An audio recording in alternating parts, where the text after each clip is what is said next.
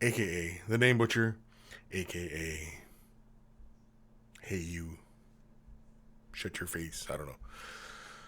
Way the Brush, the most informative 120 minutes on the internet on the wargaming lifestyle. We'll talk about painting, terrain, conversions, and everything under the sun. For anybody new, of course, we usually talk a whole lot of painting and a whole lot of what's under the sun. Basically, this is your opportunity to ask questions in any kind of hobby-related, criteria, be it painting, conversions, what have you, or anything, under the sun. If you want to just ask me a personal question, whatever, this is your opportunity to ask those things, get them out of the way, kind of thing, and but otherwise, yeah. So really, the show again is all about you guys, and feel free to ask whatever questions you feel the need to ask. Again, this is your show, so this is all about you guys, and yeah. So, well, I was away last week. There was no show last week as I was feeling a little under the weather. Feeling a whole lot better today. So thank you for anybody who was slightly concerned or mildly interested or whatever. I can see a lot of the monkeys already joining us today. I can see Ishab. Glad you're back, Kris. Hope you're feeling a whole world better. I am feeling a whole lot better today. Haldane Urbanus, hey Haldane. Caught King 555, working on Assassorium Execution Force Box. I love Screaming Bell. What are you using Screaming Bell on? On the Assassins? Like getting that really kind of deep copper kind of look on some of the stuff. Interesting. You have to send me pictures, man. Gotta send me pictures. Caught King 555, smoking checkup. I have not had a cigarette.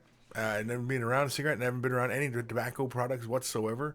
And I think this is week 4 for me because I started on pretty much on the 1st, and yeah, we're at the end of the month, and yeah, so I've been on the wagon for a whole month now so far, and so far so good.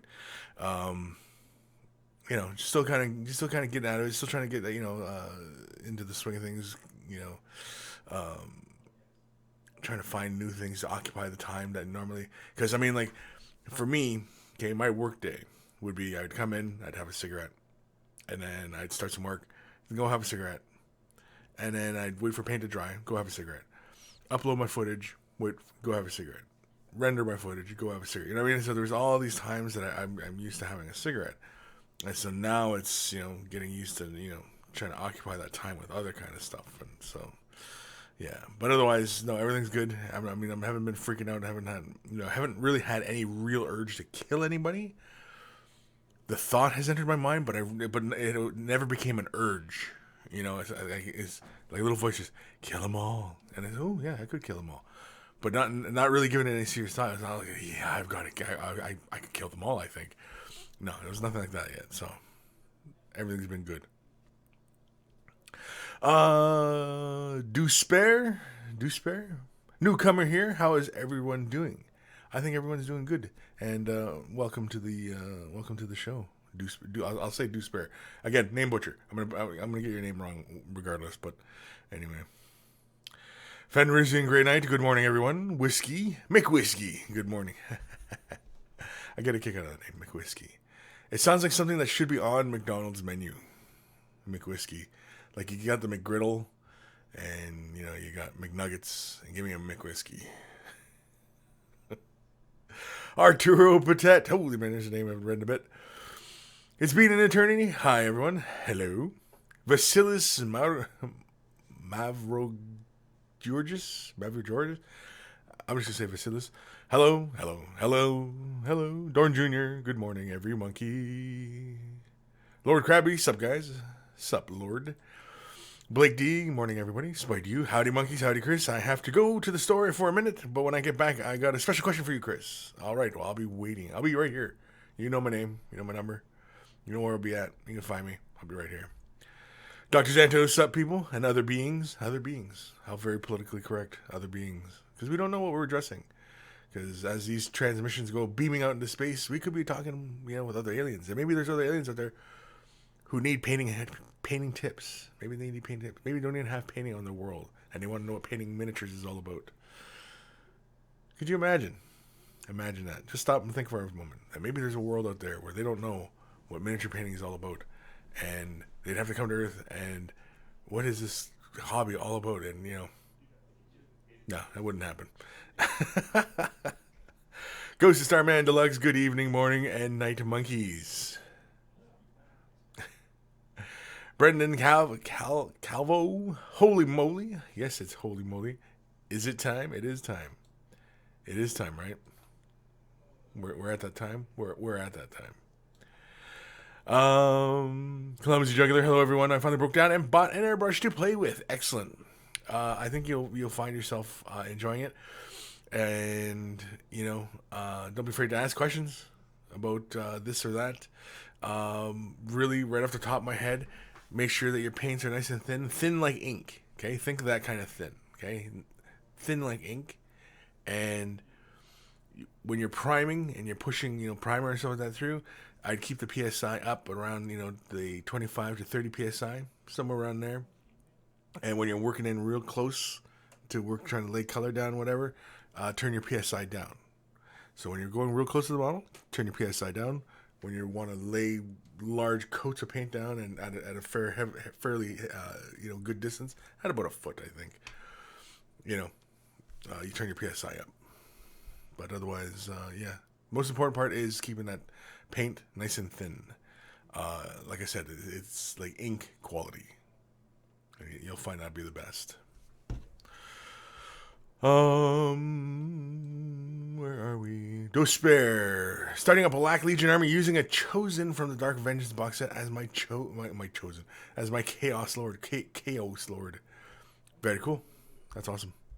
I like them. I like those models. Like they're only one kind of pose, but they're still really, really cool looking models. So that's very cool. And they got tons of detail in them. Yeah, it's a good choice. I think it's a good choice. Ishab, number of the day 1189. Why? Because it is my lunch order total. Aloha monkeys in the house, and Mr. Crispy when he triumphantly arrives. Oh, I guess these aren't quite from when I started up. I guess. Knitfink, hello everybody. There's Knitfink. Thomas Huntley. Well, I guess I can speed up a little bit here then. Yeah, I guess sometimes, I don't know, YouTube just does funny things about how, because when the countdown counts to 0, I click start broadcast. And then I usually don't do anything. I usually leave it on a black screen for like I usually count to about 15, and then I start broadcasting. But, I don't know, there's supposed to be a delay in there, and sometimes it's like there's no delay. I don't know why it does that. Where are we? Vasilis, no intro for me either. Yeah, see, sometimes again, what might happen is the intro is there. It didn't play it when you were there, and in fact, when this re-renders and goes up for post, probably there, something like that. I don't know. They screw around so much with this, it's hard to tell. Where are we? Prawnham Dance. Hello all. And Indora skiing this week, so no hobby, but lots of snow. Very nice. Holiday Urbanist. Monkeys assemble. It's like we all put our rings up in the air. Go flying. Dorn Jr. Kris, you look extra manly in that Way the Brush shirt and clearly appreciate the finer things in life. I do. And Kris is always one to try and practice what he preaches. And of course, I do. This is in my regular rotation of shirts that I do wear. I really got to get the whole office wearing it.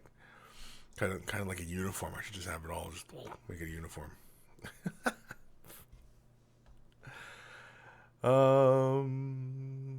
Gamer, Ulfer, sup monkeys, sup master, listen while it's playing Blood Bowl and drinking many, many beers. Cool. Not too many. Because then you lose track of the game, and it's like... Because anybody who's ever done that playing like Warhammer, oh yeah, there's no point. I mean, you get halfway through the game and halfway through a box, you're like, what was going on? I don't remember. Whose turn is it? I don't know. Shut your face. How the Urbanist. Kris, well done on quitting. Keep it up. Don't quit quitting. Yeah, and you know what happened last year? Because if anybody recalls, I'd quit last year, and I was on a pretty good run, and then I fell off the wagon when I went to Adepticon. That's when I fell off the wagon. Is when I went to Adepticon. I fell off the wagon. So I don't know if I'm going to Adepticon this year. I'd like to, but I don't know. I'm just kind of afraid I might fall off the wagon again.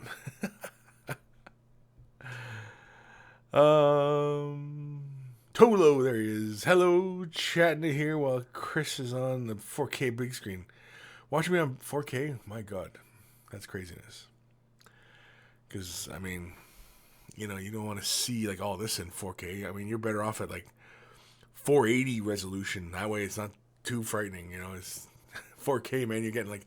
You're getting all the little details and everything like that. And whereas like in a 480 display, yeah, man, maybe even 240. 240. We'll go with a 240 resolution.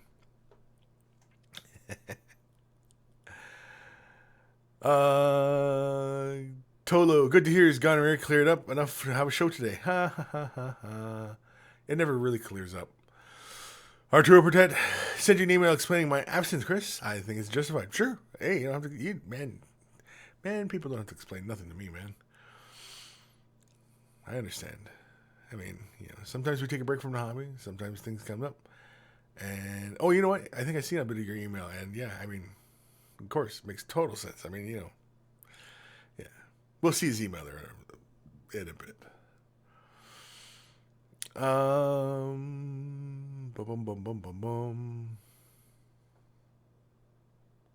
Dr. Xanthus, what PSI or bar for close painting? You turn the PSI down. Turn the PSI down to about, I usually work anywhere from 10 to 15. 12 just to be like on the safe side, but usually it's around 10. 10, as long as the paint is really, really thin, the paint still flows really good. That's when basically I'm trying to do like fine little areas. Usually I'm using my Chrome Renegade, which can do like fine lines and like, you know, I can do like lightning and things like that, and I can just kind of get into really tight nooks and crannies and stuff like that with that kind of brush. But otherwise, yeah, that's all I use it for. Turning the PSI down that far anyway, because otherwise you turn the PSI way down, and it's like you don't even have any pressure, unless of course you're just squirting something like water through. But otherwise, yeah, around 10 to 15. Sometimes I just gotta go 12 just to be, you know, on the safe side. But yeah, that's when you're working in real close to the model, not really far away, because the paint is just kind of like fall. You know what I mean? Like it's just a little pressure there. It's just like it's gonna go like that. You know, it's kind of, you got to be close to the model. And like I said, when I'm doing it with like lines and stuff like that. So I'm like doing like lightning bolts, and so I'm the brush is like an inch away from the surface of the model, less than an inch. You know what I mean? Small OSL effects. I'm like right there. You know, things like that. That's how close I am. But yeah, it's usually, Dr. Santos, it's usually around the 10 to 12, 15 PSI. That's where I'm at, usually. Usually. The Gim, there he is, the Gim. Welcome back, you sick Eldar bastard. Homabado, there's the name. Homabado. Hello, people. Back again. Do spare. Kris, what golden dry paint should I use on a Retributor armor for Black Legionnaires? Either Golden Griffin or Sigmarite. I kind of like Golden Griffin. I've not used Sigmarite a whole lot, but Golden Griffin gives you, you know, oftentimes when you see in the videos and they're painting gold and they'll come in with like a really bright silver and just kind of catch the edges of the model.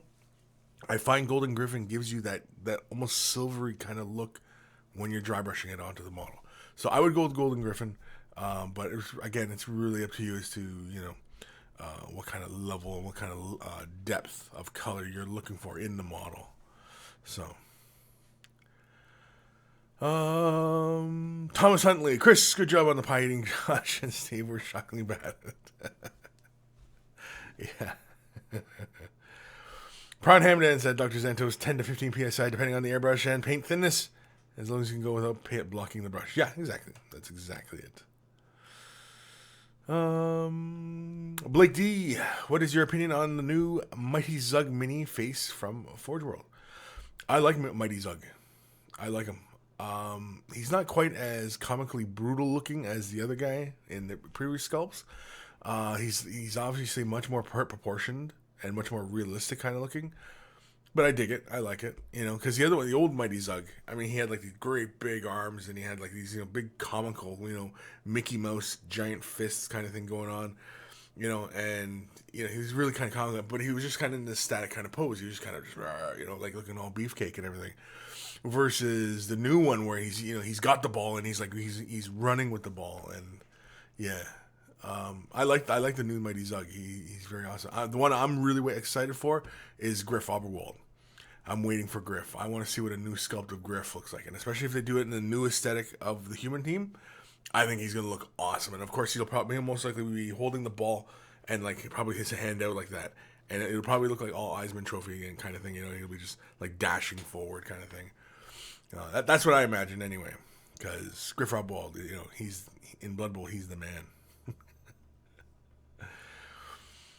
Prodhamden, speaking of Forge World, the price of freaking Jerry seems a bit steep. Sad face. I don't even know what the price is. And do you get just the two wolves, or do you get Lehman as well? I imagine it's probably just for the two wolves because Lehman's a separate deal. Or do they offer them as a set? You can buy all three as a set. I don't know. I wasn't paying attention. I didn't check out the prices. Lord Krabby, Kris, what do you think of the new gangs of Kimura? I think it's kind of cool. I think it's an interesting way for Games Workshop to get rid of a lot of these model kits. I think that's really kind of what they're up to. A lot of times, when they're sitting on a lot of overstock, they think, well, okay, we're sitting on, 1 million units of this. We're sitting on 1 million units of this. And we're sitting on 10 million units of this. And this is not selling quite as well. How can we get rid of them? Let's throw them into the box. Let's throw them into a box set together. Let's make a little mini game out of it. And bang, we'll start moving more of them. And, I think it's a smart idea as far as business is concerned. That, that's a good way to get rid of models. I mean, just keep making these little mini games, and as long as the games are kind of fun and they offer something different from the usual kind of stuff. Now, mind you, I have not played any of these mini games. I've not played like the Gore Chosen one, the Space Marine Scout one with the Gene Sealers. I've not played any of them. So I can't say whether or not these are well constructed games. But from what I understand, like the Gore Chosen one was actually a fairly fun one, and apparently it was supposed to be. It would be really good with a 4-player setup, each man controlling each of the guys, and everybody fighting it out, right? And so, with the gangs of Kimura, sure. I mean, why not? I was a little disappointed that it was actually the only thing that I was disappointed in was that it didn't come with nice scenery. It's cardstock. Little Dark Elder pillars and stuff like that. That's what I was a little disappointed in.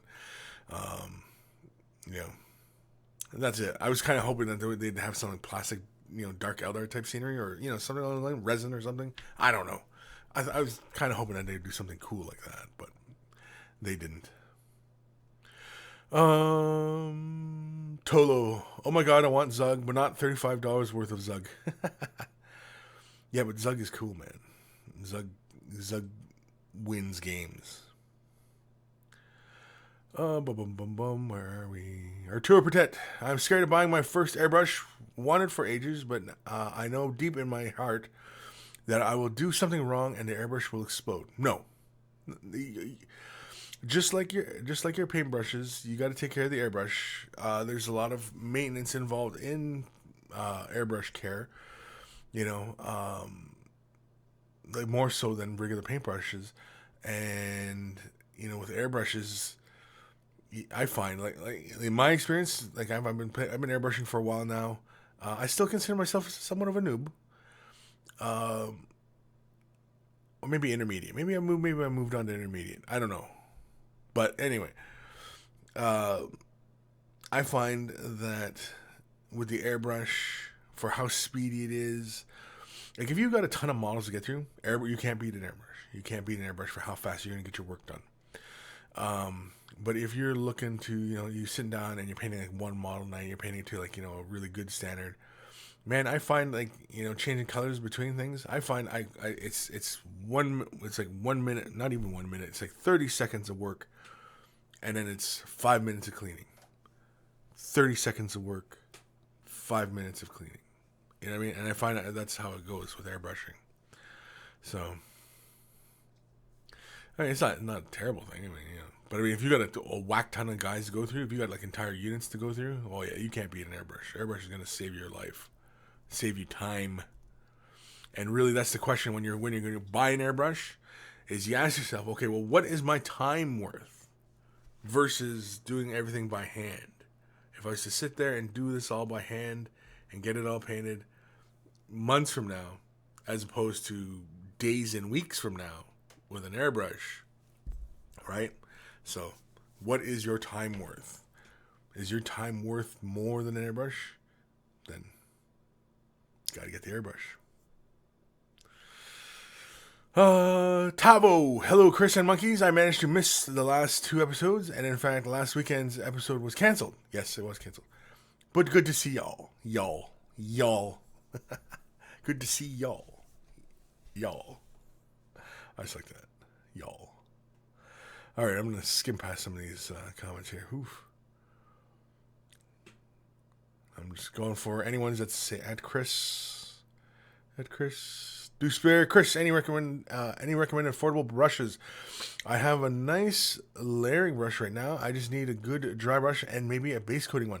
A dry brush you can find pretty much anywhere. Just find yourself a nice sable one. I would recommend sable rather than like a synthetic or anything like that. Synthetics are all right, but a nice sable one. And it doesn't have to be expensive because again, when you're dry brushing, you're beating the crap out of the brush anyway. You're killing the bristles. When you dry brush, and if you're going to do a lot of dry brushing, you're killing the bristles. All my dry brushing brushes are strictly dry brushing brushes. That's all they do. And, I still wash them and everything. I put them in brush soap and I clean the hairs out because, again, you don't want cross-contamination. So, it doesn't have to be an expensive brush because, again, like I said, you're gonna end up beating the crap out of it. But as far as a base coating brush, yes, you do want to find yourself a good base coating brush as well as a good detail brush. As far as a good base coating brush, I would go with any paint brushes that are sable, and go into the watercolor section of your paintbrush store and look for a number 1, or it'd be a number 1 or maybe even possibly a 0. Most likely it's just a number 1, and it'll be a round and it'll have a bristle length usually about over a centimeter. Over a centimeter is fine. You'll get some that have a really long bristle length. You really don't want to go with those. About a centimeter in length is what you want to go with. What you want to pay, is really up to you. Is there any particular brush lines? I mean, I haven't had any issues with Games Workshop brushes. They're readily available. They're easy to find, and they clean up just as well as any other brush. I find that brushes that are pure sable, Games Workshop brushes are firmer, so be mindful of that. Whereas ones that are really pure sable hairs, they're very, very soft and they just wisp all over the place. Whereas Games Workshop ones have a little bit more of a little bit more resistance in them. But otherwise, I haven't had any issues with Games Workshop ones, and the prices are a little bit steep. But again, you got to take care of your brushes, and if you take care of your brushes, that money will extend over years of time. Years, okay. So really, when you're looking for a paintbrush, also pick up paintbrush soap.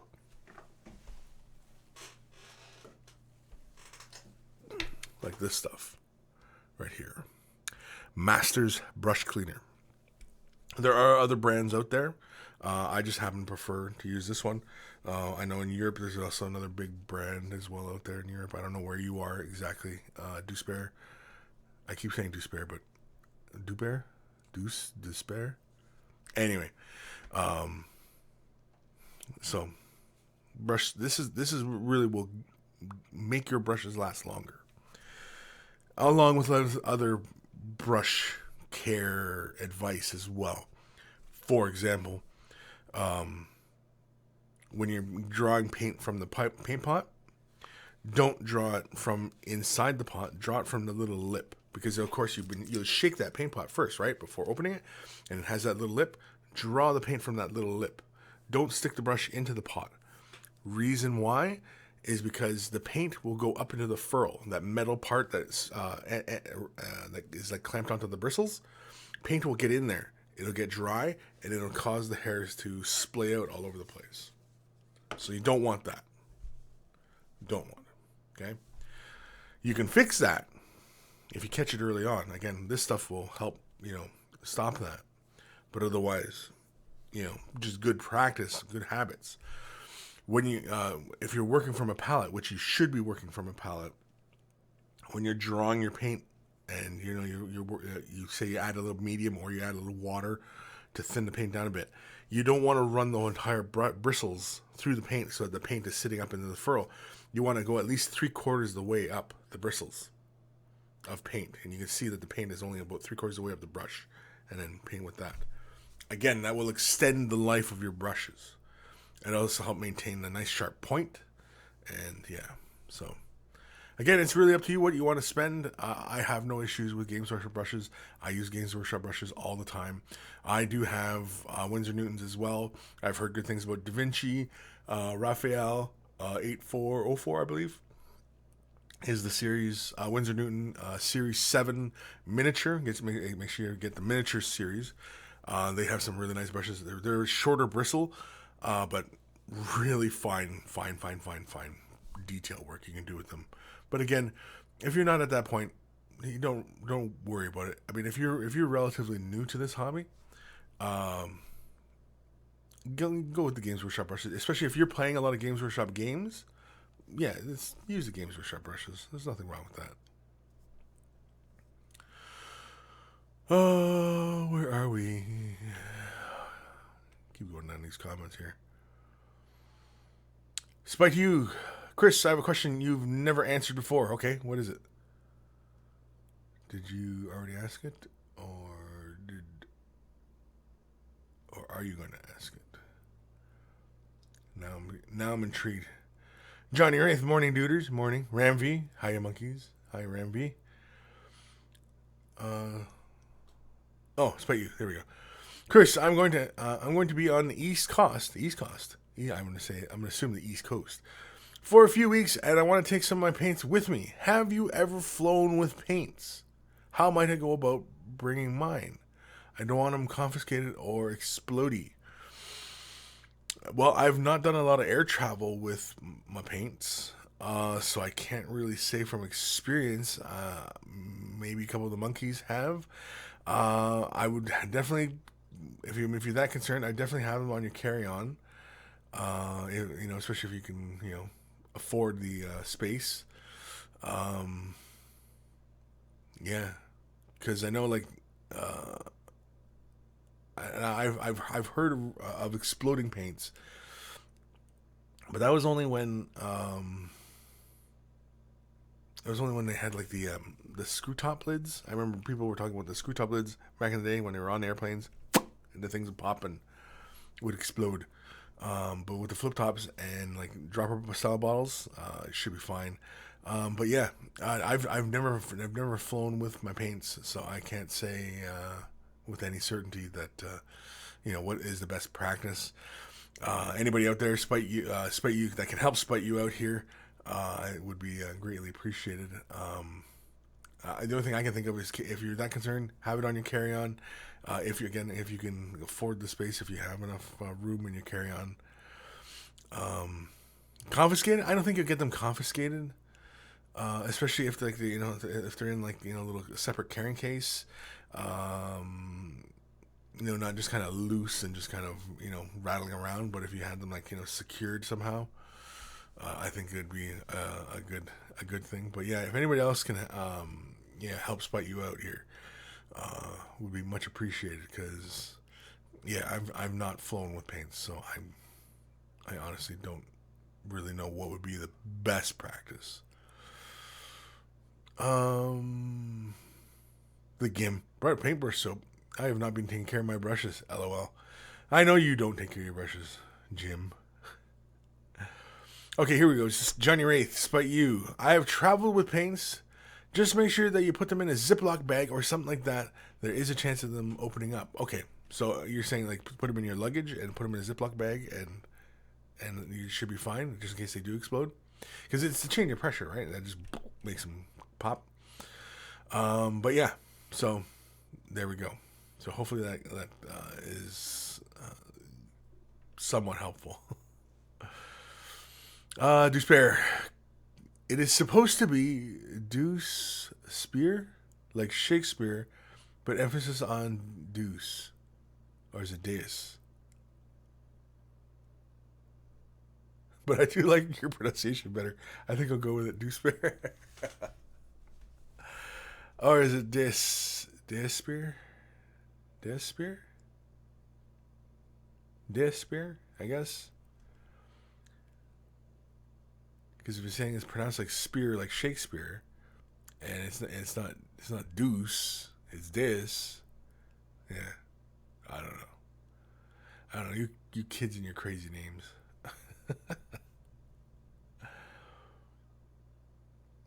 Despite you, Johnny Wraith, that's what I've been read from the TSA website. Oh, okay, cool. Interesting. Keep going down. Ishab. Kris, what is your opinion? What would be a really good line of airbrush paint sets to pick up? Did I hear air? Minotaur? Yeah, the Minotaur paints.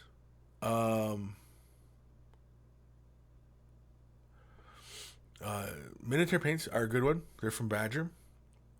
You get a healthy amount for the price. Their bottles are about I think they're like a 1 ounce bottle or 2 ounce bottle, and it's like $5, I believe, per bottle. So it's not a bad price for how much paint you get. And considering it's airbrushing, you do go through a lot of paint when you airbrush. Honestly, I could not really recommend the Citadel airbrush paints.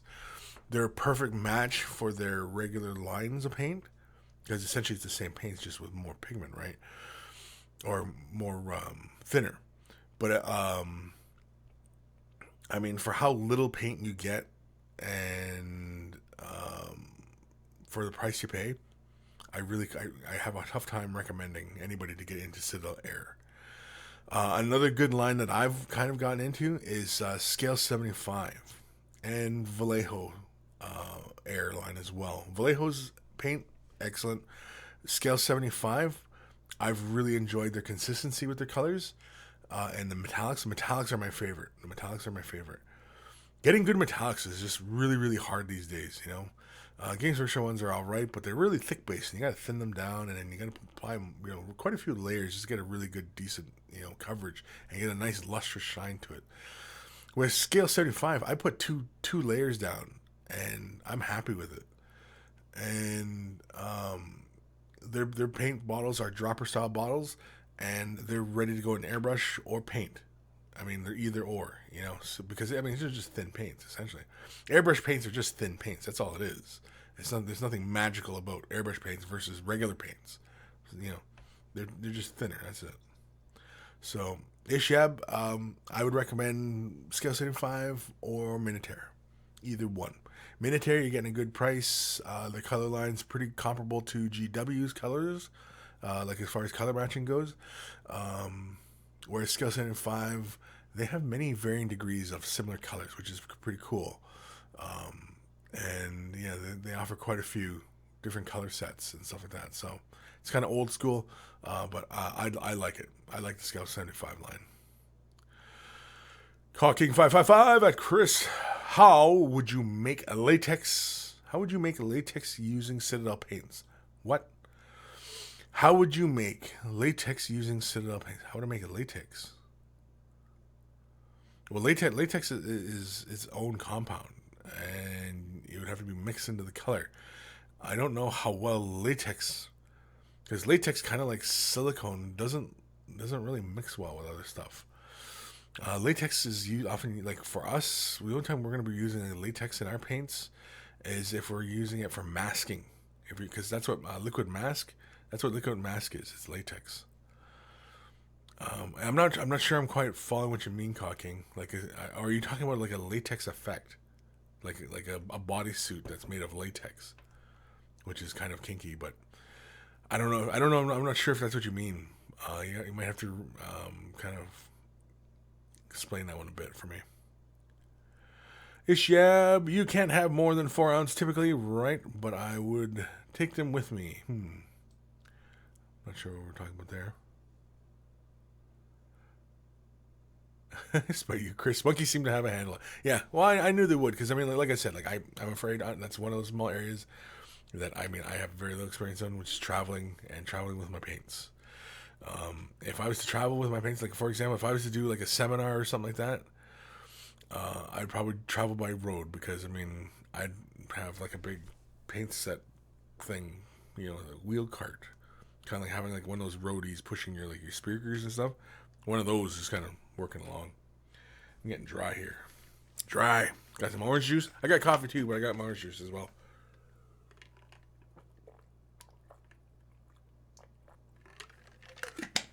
Oh, yeah. Orange juice, man. That's the stuff. Wargrin, there he is. Wargrin. Almost made it on time. Hey you there. Thomas Huntley, carry on with the limit of 150 milliliters, so I don't have him carry on. Is worth it. Yeah. Greenleaf Train, get a haircut, you hippie. No. Deus Spear. Here we go. We'll go with Deus Spear. Deus Spear.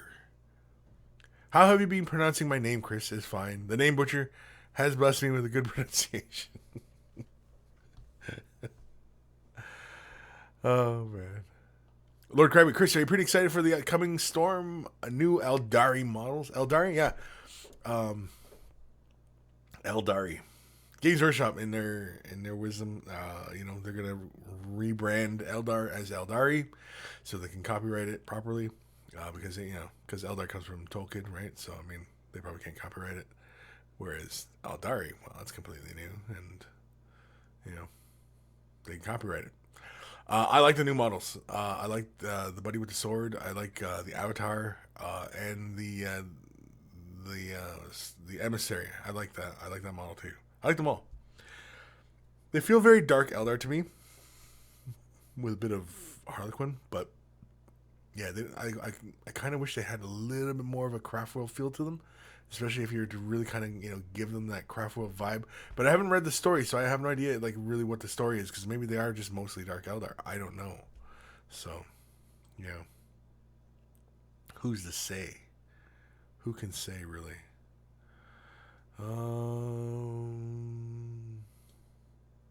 Joe Kerr Delworth. Whoa, live show. Whoa, donuts.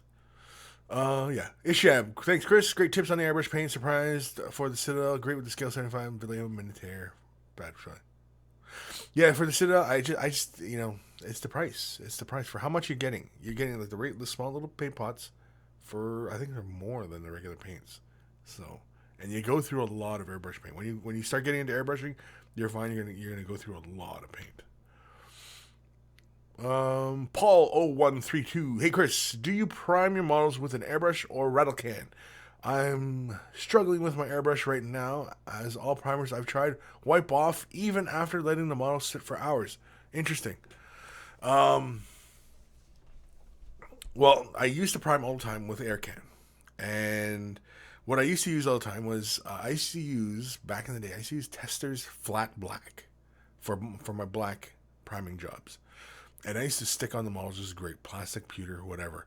And I used to even use that in the wintertime. Like go out and in the cold, give them a quick spray, bring them back in the house, stink up the house, get the old lady mad at me and everything. But, my model was primed. And I used to, I'm still a big fan of Citadel's White. Citadel White, as far as the primer is concerned, is still one of the best primers out there. It gives you great surface. Now, mind you, though, the trick and the key is that you do not overprime. And I know a lot of you've heard me harp on about overpriming, but some of you guys might be new to this idea. But yes, you can overprime the model.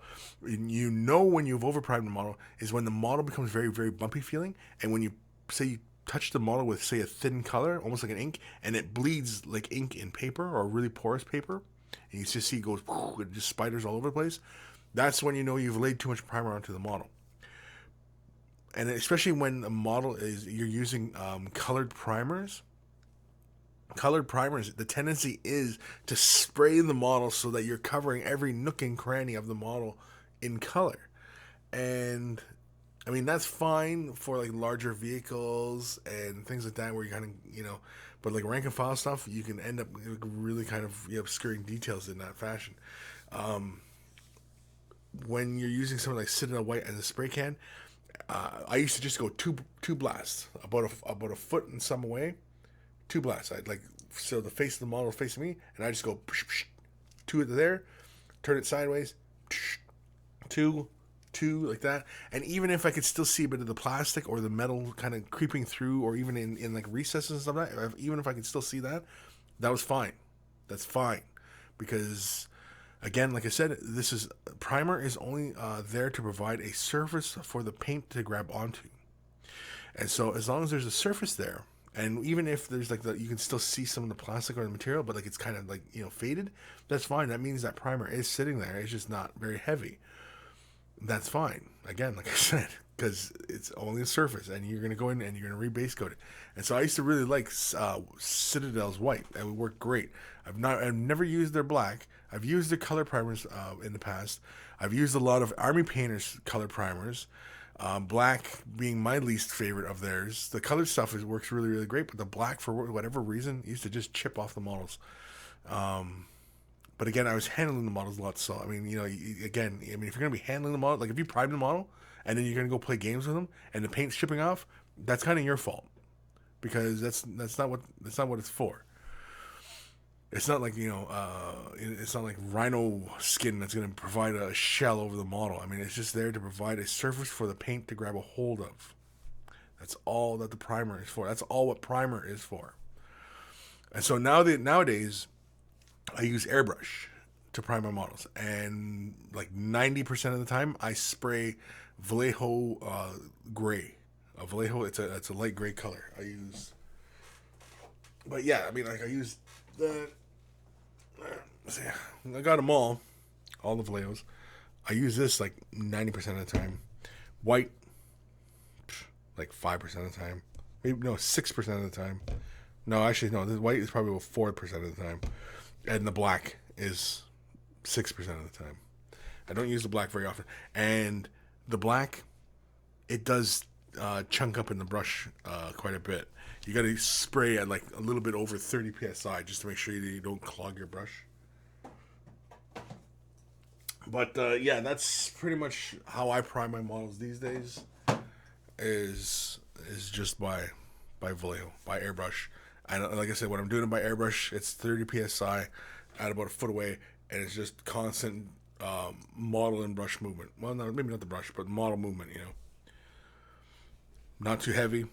You guys still see some painting tutorials, and you see like the model. You can kind of see like almost like a splotchiness to the primer. That's because you can still see some of that plastic kind of shining through, and that's fine because again, like I said, it's only a surface for the paint to grab onto. So, Paul, hopefully that kind of answers the question, I think.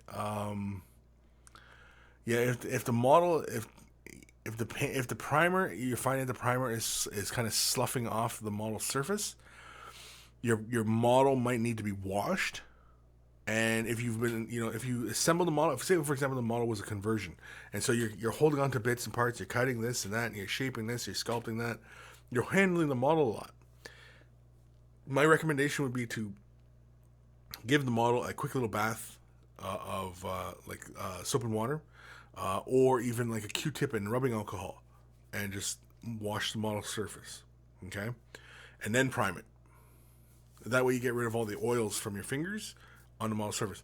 Also, another habit is, even if it's like fresh out of the box, sometimes they do have a cleaning process, but sometimes models creep through, or sprues creep through, and they have a mold release spray on them, and it's kind of think like WD-40 kind of thing, where basically it just forms little barriers so that the plastic and the mold don't stick, right? And so then if they package it and you put your paint on it, and that mold release is still sitting there, and it creates a barrier, and the paint will just kind of fall right off.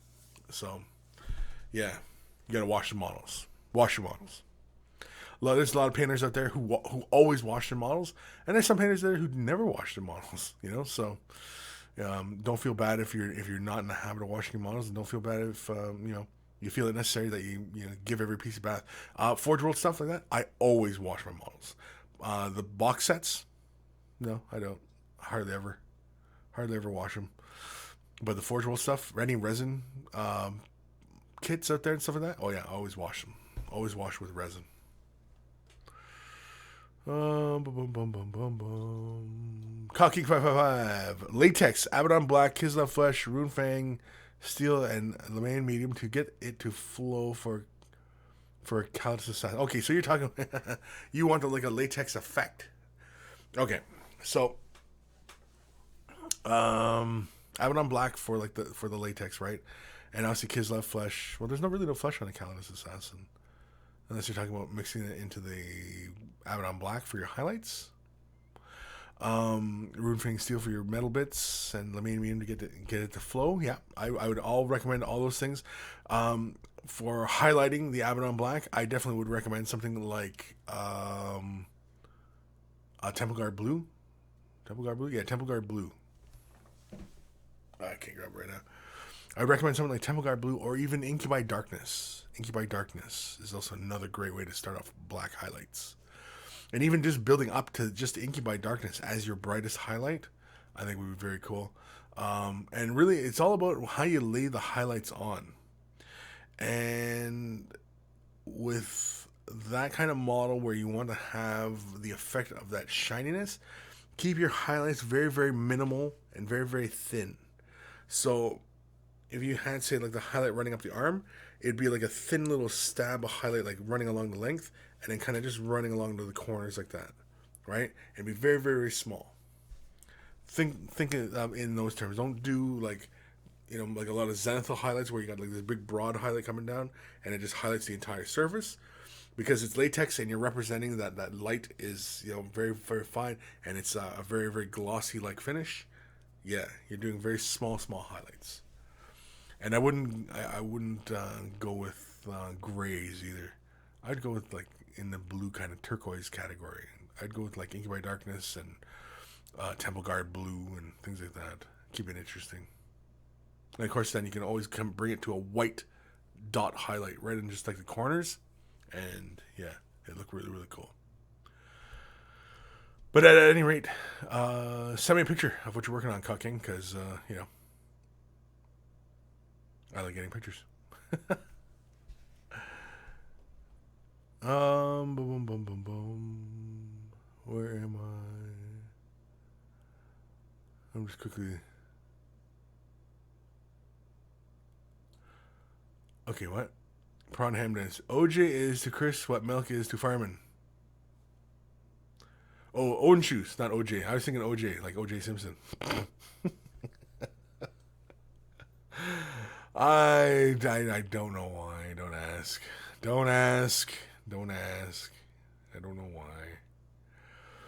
Okay, I think I'm mostly caught up to comments now, because I kind of just skimmed through these and I didn't see too much. Oh, G squared, there he is. G squared. Yeah. No, I'm good. Cocking, it's not shiny. You don't want the Callous Assassin to be shiny? Okay, well then just keep your again, like I mentioned, just keep your highlights a lot broader than just have broad highlights and just yeah. But you want it to look like latex, and a glossy finish will give it that latex kind of quality. Like the viewer will say, "Oh, that's a shiny surface," right? So, of course, you can always cheat your way through it, paint it black, and put like a gloss varnish on it, and be done with it. Not a heavy gloss varnish, but fairly thin gloss varnish.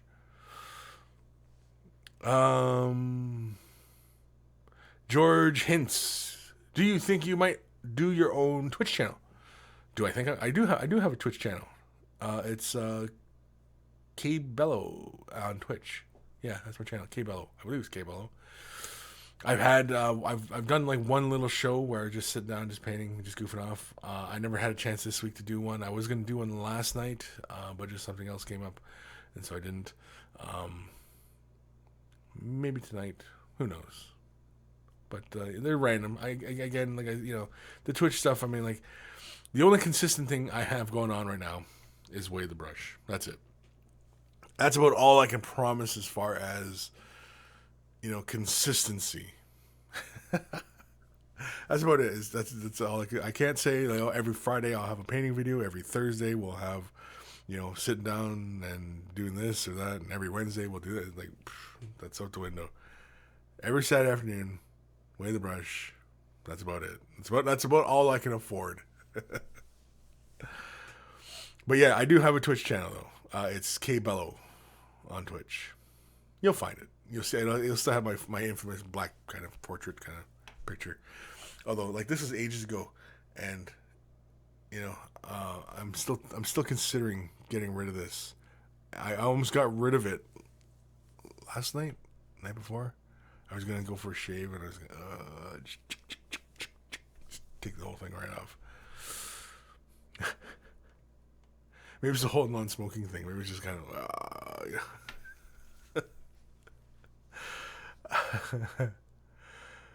Prawn Hamnets at Kris. Well, that got weird fast. This isn't for an assassin, is it? It's for a sexy dungeon crawler. Admit it. It's muted shiny. So a semi-gloss. Okay, well there's semi-gloss out there too. You can take a little bit of Lorraine medium and art coat, mix them together, and then I'll give you a semi-gloss. Okay. Arturo Protect. Kris, don't start with the mustache. Don't start with the mustache? What, end on the mustache? Finish the mustache? I don't know what you mean. Don't start with the mustache. Or you mean just don't start with the whole cutting the mustache off? Why? Because... Coffee. Kevin Laterbeater, how is the cosplay coming? I haven't even touched that. You know what? Maybe that's what I'll do this afternoon. I'll film one of those. Because I got to get that helmet done. It's just sitting there. I still only have the two parts. If anybody who's watched the cosplay video and where I was talking about the two halves, that's still where that is still sitting right now. So, yeah, I have not done much on that. But yeah. Jordan Jr. and Kris, I noticed on the quick tips that Celestine bounces a lot on her ribbon base. Is that just the camera noticing that? Or have you noticed that you have to adjust your painting to deal with it? Yeah, I've gotten a few comments about her falling in and out of focus. Because, okay, for these cameras, for the amount of light that I use, I'm only at around F3 or F2.8, which is very, very shallow focal length. Anybody who knows photography, my focal point, okay, so like when you're looking at something in focus in the camera, there's a certain distance where it's in focus, and then just a little bit and it's out of focus, and a little bit it's out of focus, right? So the focal length where she can sit and stay in focus is very, very short, okay? If I had more light, I can open the f-stop more so that I get more focal distance. I could do that, but I need more lights. So I can't. So I have to do what I can work with, right? And yeah, it is kind of tough. I'm constantly trying to readjust how it is. And of course, yeah, when I'm hanging on to like her scroll work, yeah, she just bounces all over the place. And that's just the way the nature of the model. She just it'll just flop all over the place. And you know, not much I can do. I mean, like I could try and hold it there, hold it steady, get a little bit of paint done. But the way I've been showing things lately with this model is I've been just showing a couple little things, and then I'll just kind of move on. And so kind of go through quickly because again, I'm trying to keep it short for quick tips, but I'm also trying to do it like a kind of a beginning to end kind of thing. And I mean, she's almost done. I mean,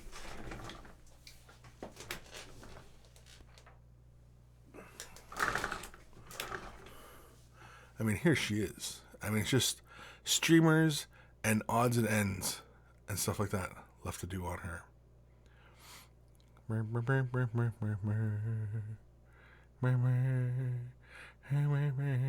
Anyway, yeah, it's been a real fun paint. I enjoyed it. You know, I liked it better than doing it like the box art. I wasn't particularly fond of the box art. And besides, you know, do something different. Show people doing something different, for God's sakes. Don't always have to do it like the box art, right? We can venture off and do things on our own. Again, because these are our models. We bought them, so, you know, I think we can. I think we should be able to do whatever we want with them. Dutch Wargaming. Hey, Monkey, just got back from a rugby match. First time in 2017. I've been able to watch the second half of this stream. Cool. Arturo. Nope, the whole theme. Use the mustache of what God intended. Accumulating soup for the winner. McWhiskey. Also, how can you be the Moople Stash king without a Moople Stash? Okay. I guess. Maybe I'll dye it. I'll dye it bright red. Maybe blue. Bright blue. Or just white. Anyway. You know what? Let's do email. What time are we at? Holy crap, it's always 1? Man, we've been talking this. Holy crap. And I'm way behind on emails, too. We gotta power through some emails here, kids. This is from Lord Krabby. Hey, Kris and monkeys. It's been a long road. I've completed my babies. 11 in total. 11,000 sun orcs. 11,000 sun orcs. What? It took me a while, but here are where they are. I started on a dare from Kris from the first time in a long time. I'm super proud of my work. To all who paint and play Blood Bowl, this is for you. I suggest people who haven't played Blood Bowl to give it a try. Kickoff starts on Sunday, January 15th, just last week. Wish me luck, and I'm going to crush some skulls. Of course, he's also got a bunch of other emails in here, but we'll just go right from there. Ooh, look at these. Did you paint them with, like, flesh tones? Is that what you did? Is it like a dark flesh tone, like an ogre almost? It's very cool. Very nice. I like the color scheme. I like the pants. That dark kind of... I almost want to say like an aqua green almost. Is that a color? Aqua green? I don't know. Crap holas. Here we go. Here's their backside. Very cool. Yeah. I like the little highlights they got going on in the pants there. That's pretty cool. But the flesh, though, is that done like Bugman Glow, or is that Beastman flesh or something? What the hell's that color called? It's kind of a orangey brown. Anyway. Next picture, please. Some lineman. Orcs. Orcs are so darn tough. Blake D. Kris grow out the beard. Diet Dwarf Slayer Orange. Dwarf Slayer Orange. Johnny's Chop Shop. Shave the mustache. Shave the mustache? I guess we should have like a contest or something, eh? Does Kris keep the mustache? You know what? I actually had an idea of go full Troll Slayer and get a mohawk. I'm not gonna get a mohawk. Are you crazy? I was thinking of doing a basically like a charity thing. So either people donate for the mustache or for not the to keep the mustache or to get rid of the mustache. People donate, and then I'd give the proceeds to charity. I have a friend who's not well, and I was thinking I probably something kind of kick-ass to do. So I was thinking about it, doing something kind of a charity kind of thing. I think that's it for that email, because he sent quite a few on that one. Yeah. And so he sent this one with more orcs. These are his blitzers for blitzing.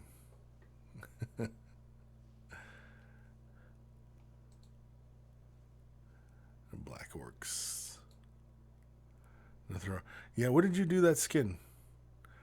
What did you do that skin? Where are you? I know you're in here.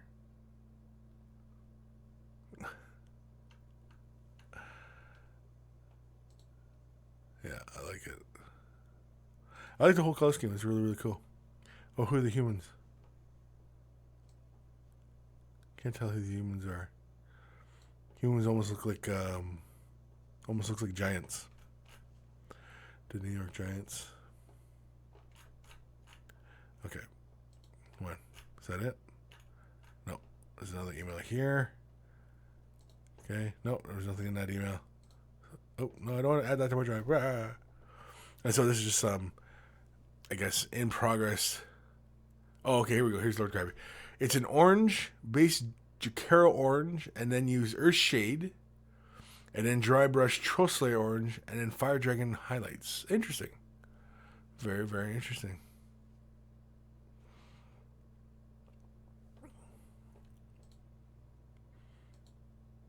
Very cool. And this poor guy's gonna get fouled the crap out of him. I've seen Cork do that 100 times. Just surround a guy, and he's gonna foul him. Anyway, thank you for sending that in, Lord Krabby. Awesome stuff, and I like that orange on the orc skin. That's very, very cool. I like when people do things just a little bit outside the box. I like that. I get a kick out. Maybe not just a little bit outside the box, but way outside the box.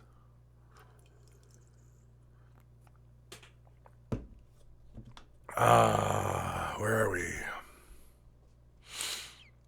I don't know what the hell we're talking about here, people. Oh, if I went Troll Slayer Orange, it's because I did something bad? No, I didn't. It's not that I did anything particularly good, but not that I did anything particularly bad. Brian Hamden's gotta love the 8-wave fouls. Yeah, oh yeah. In Blood Bowl, you see Cork do that all the time. 8-wave fouls. Okay, so let's do another email because, again, like I said, we got to power through a few of these here because we are a little bit behind. This is from Josh, aka Too Bad. Too Bad? Too Bad. Hello, Kris, and hello, monkeys. I've been following Way of the Brush for a year or so now because I really enjoy the casual tone of your show, and I hope it will continue for a long time. Anyway, during the last show, you mentioned playing with the thought of getting into Gunpla.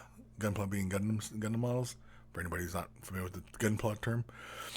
Building model kits from the Bandai Gundam range, a hobby that led me astray from mini painting for a year now. Because as you said, you can do as much or little to those kits as you want. They are fun to snap fit and even look cool with just some of the little paint apps and panel lining and top flat coat or a flat top coat. Top flat coat, or is it a flat top coat or a top flat coat? You gotta ask yourself which one that is. The pics attached are of a 144 scale high grade HG model called YMS03 WAF, a design having its appearance in the Gundam Origin anime series.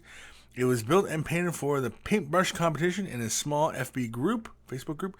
So aside from the priming top coats, no airbrush or spray cans were allowed. In Gundam artwork, Squarey? Is that a word, Squarey? He's all squarey on us. Brush marks are often used to make a large surfaces look interesting, so I tried to copy this effect on the model, and the Gunpla kit was really fun and built and painted due to the great articulation and detailing, which varies between numerous different model series, Bandai models in the last 2 decades. I hope you'll give them a try in the future. Cheers, Josh, aka Too Bad. Too Bad. Yeah, oh yeah, I'm still thinking about picking up one of these kits. I don't know. It's just something about them, man. I know some of you guys out there are like, what? Why would you bother buy one of these things? You're not even into it. Well, I'm kind of into anime, and I've always been intrigued by these Gundam kits, and people have always gone on about how complex these kits are. And so that's always intrigued me too, because that's always sounded like a challenge. It's like, you can't do that. It's a challenge. You can't do that. It's too complex for your tiny little brain. Well then, sir, I will see you on the field of battle. Very, very cool. Yeah, see, I don't even know what I'd do. I'd probably try to put one together and just kind of in the normal kind of way. And then the next one, if I got into another one, I would do like a full painting. There's a Facebook group I keep an eye on, and some of the stuff I see, and they do a lot of the LEDs and stuff like that. Oh man, it's so great. It looks so awesome. There's one I seen where a guy is the Gundam is cutting apart one of these guys, like right through the middle, and he illuminated the cut across his torso, and it looks like a lightsaber hit. And I thought that this looks so cool.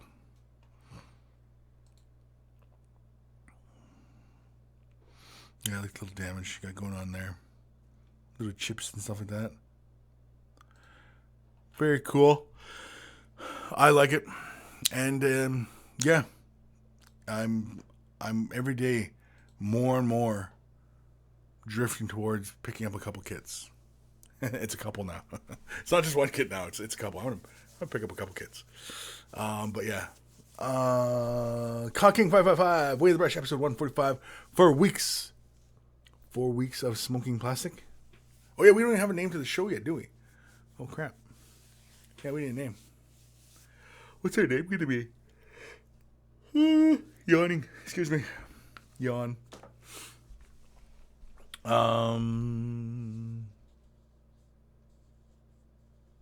Arturo Patet. Eat my name shot prawn. Eat my name prawn.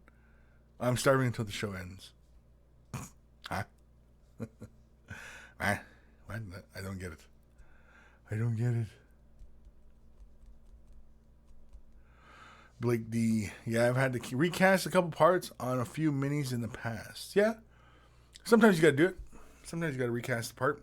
You know, like if it's broke or, you know, you should have two when you only have one and it's an identical piece. Nothing wrong with, you know, copying a part. It's only wrong if you copy the part and you try and sell it. That's when it's wrong. Held Neighborness, episode 145, a close shave. Yeah. Yeah, maybe I'll have to do that. Maybe I'll have to you know,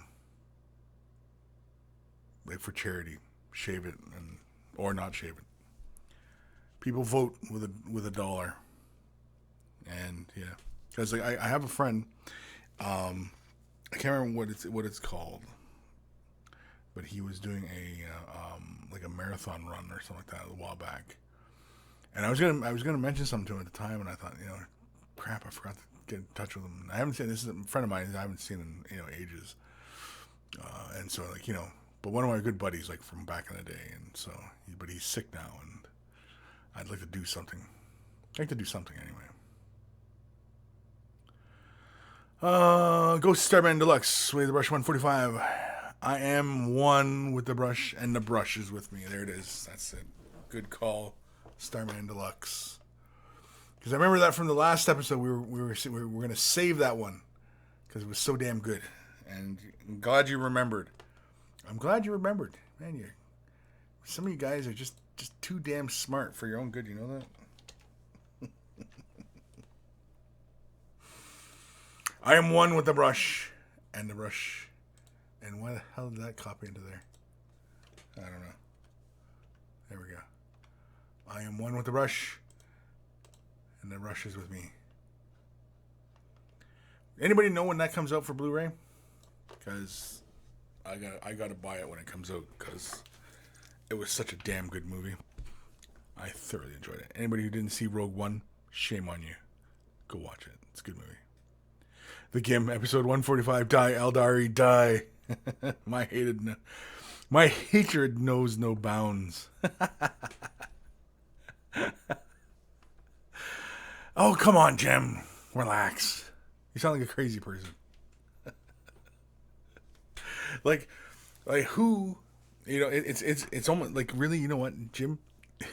we should do an episode where basically you're an old man. Well, you are an old man, but an old man who's hated Eldar all his entire life, and then he ends up encountering a young Eldar or Eldar player who ends up helping you build your models and take care of your models, and you becomes friends with you, and you end up changing your ways about Eldar, and it's basically it'd be it's the same plot as Gran Torino, with Clint Eastwood. Yeah, it'd be kind of like that, but with Eldar.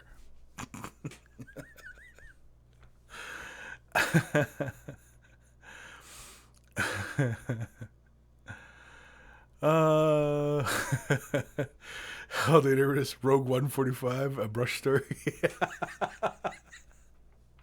Yeah. Oliver Martinez Castillo. Can you critique my painting of a Belsaris crawl? Sure. Send it in. Send me an email. Kris@miniwargaming.com. Send it there. Email. Send the picture as an attachment. Make sure that the picture is nice and focused. And hopefully you can take a good, decent picture. And I'll be able to offer critique on it. Yeah.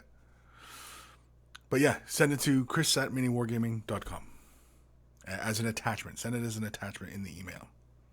Because I don't like getting like for Photo Bucket or Flickr or anything like that. I just don't like going off site. I just don't like any time I gotta go off site and it loads more Flash stuff, because the browser. I mean, don't get me started. Where are we? Joe Kerr Delworth. So I'm very close to finishing my first 10-man 30k Thousand Suns and Contemptor. As you all gave me so many good tips before Christmas, I'll try to remember to send you some pics when they are done. Please send me pics, Joe. Send me pics, because I love seeing you guys work, especially when you've come here and you've asked for myself or the monkeys suggestions, and of course we want to see what you did with the input that we gave you. So that's why we want to see. We want to see the flowers that develop from the seeds we plant. That's what we want to see. Haldane Urbanist, Kris, what do you mean sounds like a crazy person? He is shirtless loon. He is a shirtless loon. And when he does have a shirt on, he's just a loon. Oh, man. Kevin Levin Reader. Rogue One seemed to be the end of April for Blu-ray. End of April for Blu-ray, really? And then, of course, new Star Wars comes out in December. We'll probably see a trailer for that. Probably when Rogue One hits the shelves. Man, I can't wait. Episode 8. Can't wait. Greenleaf Terrain. Hey, Kris. After the show, me, you, Mini Wargaming parking lot. What does that mean? It's nothing gay, I hope. Or you mean are we talking like a street brawl? Because if you want to brawl, bro, you want to brawl? We'll brawl.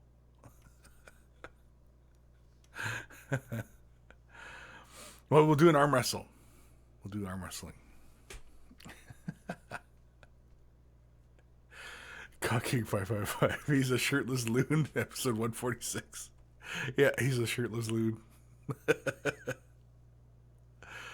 Oh, man. Greenleaf Terrain, fisticuffs. Yeah, fisticuffs, mano a mano. I'm not scared of you, Adam. I'll take you on any day. Say, whoa, I'm a tough guy because I know how to cut styrofoam. I know how to use glue. Come on, bring it on, tough guy.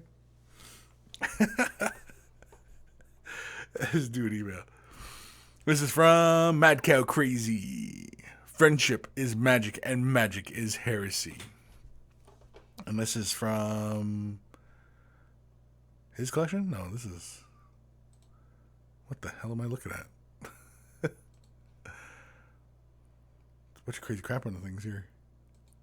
My Little Pony in Emperor armor and My Little Pony Space Marine. It's My Little Pony Space Marines. We were talking about My Little Pony and Space Marines before. That's what it was. Ha ha ha ha ha ha. Yeah. We got Demon Princess all in pastel colors. I get it now. With staff with Zinch. Oh, that's freaking cool, actually. It's a My Little Pony Necron thingy with a unicorny kind of blaster and shoulder blaster. Yeah, shoulder blaster. That's freaking cool, actually. They should make that. They should totally make that. A big horse creature for Necrons. These are very cool. Unfortunately, I don't know who the artist's name to credit them properly. So, if you are the artist and you do not approve of me showing your work, then just send me a message and I will change that. Let's go with Dorn Jr. here. Hi, Kris. Here are picks. It has my thinking that the gold areas around the crystal should be brighter in the center, and where the crystal is glowing brighter and darker towards the bottom, where the crystal is not as bright. Oh, this is, yeah, we were talking about this before. Yeah. And I do have one of these models around, but unfortunately, I don't know if I can. I can't remember. I talked to Steve about it, but I can't remember if I was green lighted to play with it or not, or just order another one. Probably order another one because I got questions on doing scales and stuff anyway. But yeah, anyway, your brightest colors are going to be at the closest to the crystal, and dimmer colors further away. Now, just so that this doesn't get out of hand, I'd only go about halfway up the panels with light, and then just leave these, as gold or metal or whatever. But yeah, like on the bottom portion here, these would all have catchy highlights and stuff on them, and yeah. But like this back plate would have no coloring on it whatsoever, because light's traveling in a straight line, right? And so there's nothing, bouncing light back onto that surface, so you don't have to worry about that, But yeah, here we go. Oh man, maybe I'm not quite as far behind in my emails as I thought it was. Because that was that. Yeah, that was... Okay. Yeah. All right. Where am I? Comments. Did I miss a comment here? G squared. Brawl. Are you a fighter, Kris? Am I a fighter? When I was a younger man, I was not a very nice guy. Which is why now I make up for it for being a nice guy now. Torn Jr., careful, Kris. He's got a Wonder Cutter. It runs on Wonder. It's wonderful.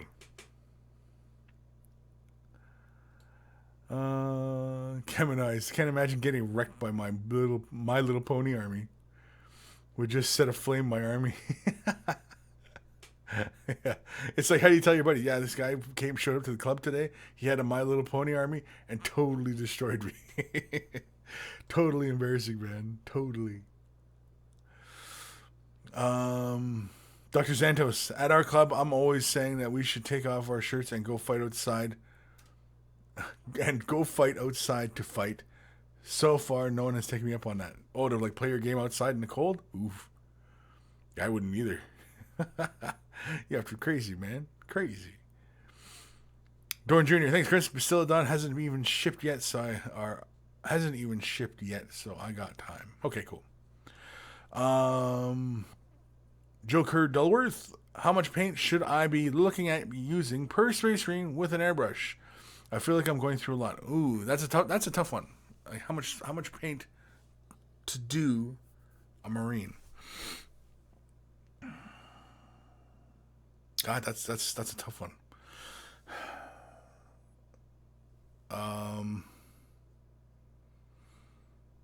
Yeah. Because when I grab paint out of the paint pots, okay. Now this is a fairly large eyedropper, and this is glass. Oh, still got water in there. Anyway,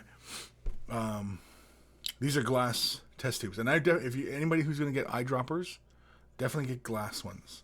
I ordered these off Fleabay for pretty cheap. I think it was only a couple bucks, and I got like a whole pack of these. I got like 5 of these with some good solid rubber ends on them. But these are glass. I've already broken one just by tapping on the table, and the end broke because it's glass, right? But anyway, it's easy to clean. It's easy to clean. That's why I went with glass, because it's easy to clean. And when I fill up with paint from like the Citadel air colors, I fill up to about almost like there, and that's good enough to do three miniatures. So I don't know how many ounces that would be, or 0.0 ounces, but about there. I don't know what volume that would be, but it usually gets me about 3 Space Marine miniature size guys done. And again, I guess it depends on the color as well, because if you're using a bright color, then the tendency is to lay more of that color down to get a nice bright finish, versus a dark paint where you can just kind of, because black just seems to kind of just go by fast, right? Whereas yellow, you can sit there and trying to build the yellow up, and so yeah.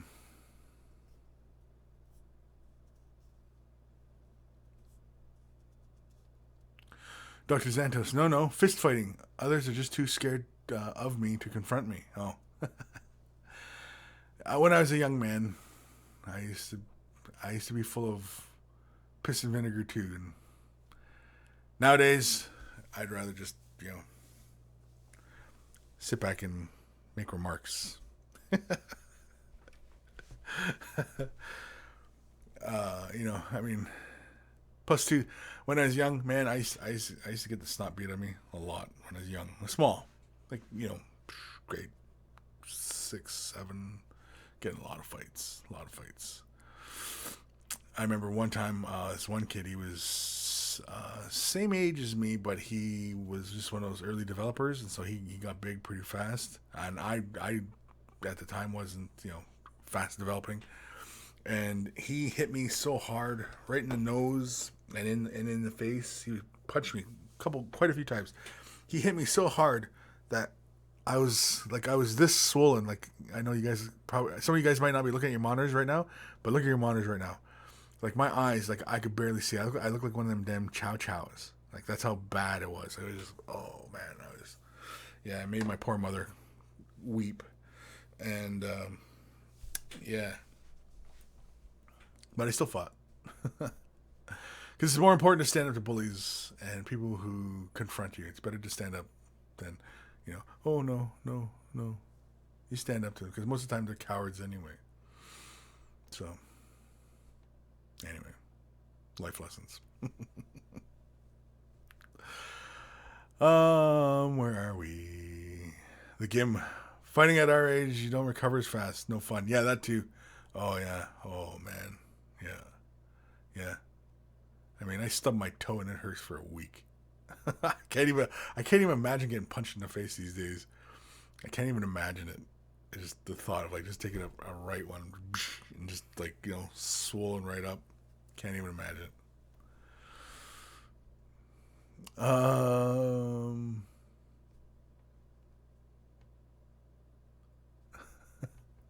Jim, Kris decided that he had enough of getting the stuff beaten at him, so he added more stuffing for the pushing.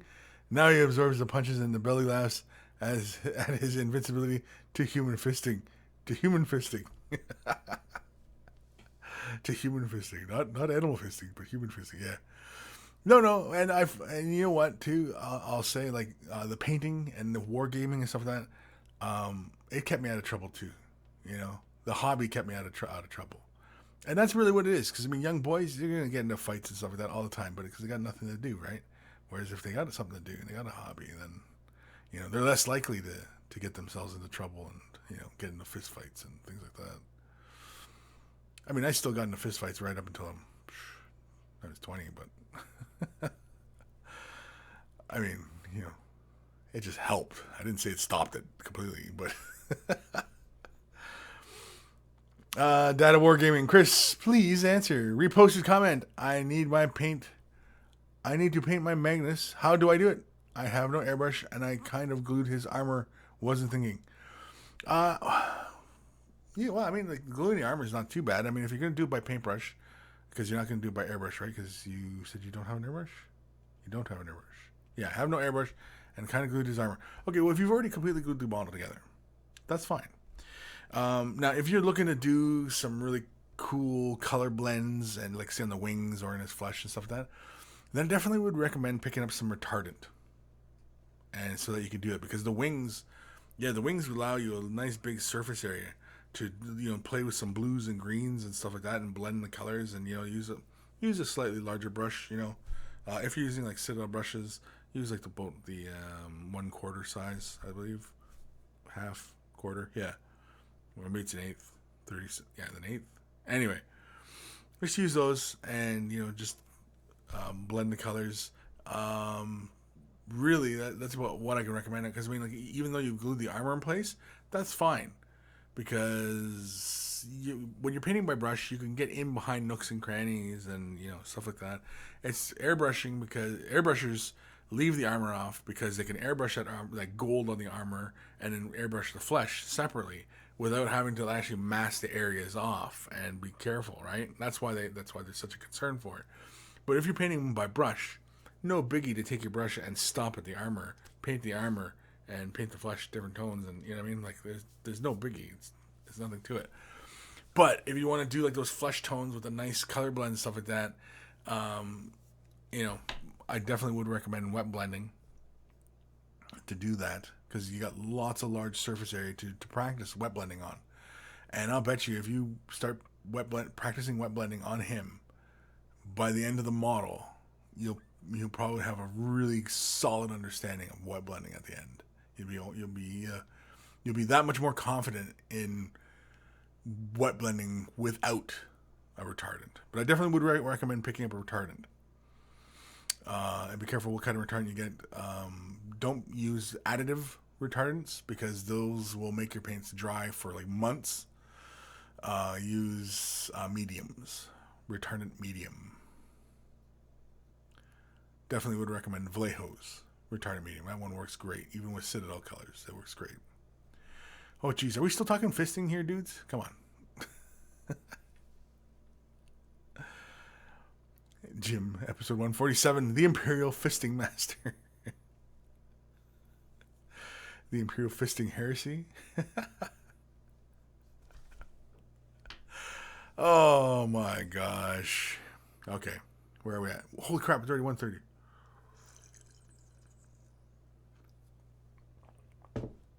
Coffee.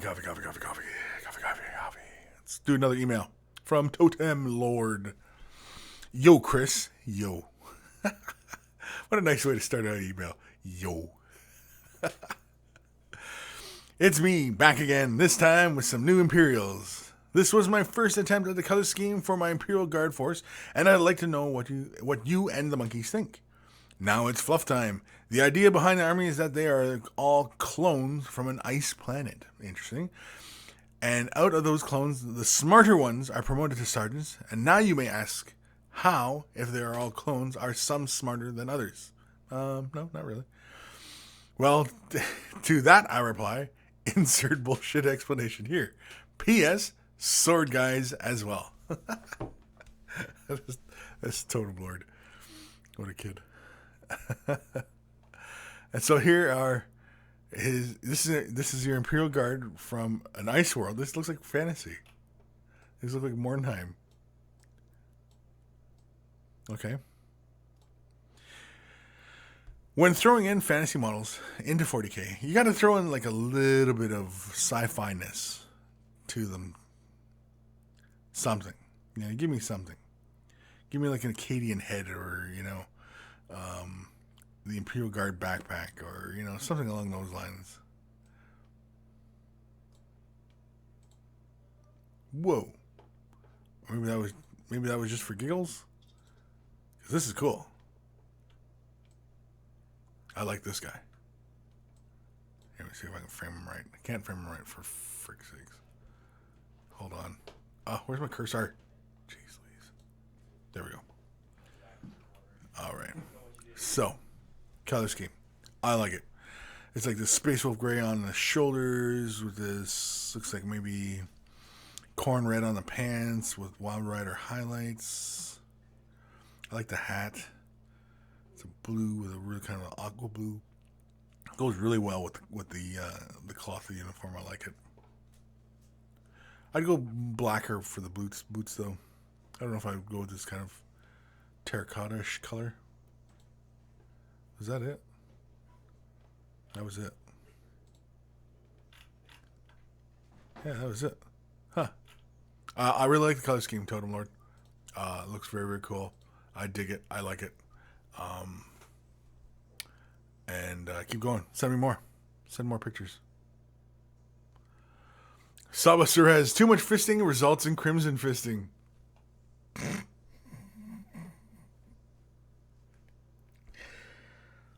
Oh, man.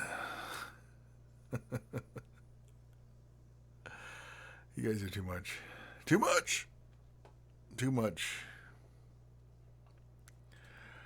Okay. Tell me that. Yeah, we're good. Okay, we're not quite as bad as I thought we were, but we're still gonna get through all these emails here. This is from Radar. Ruarid?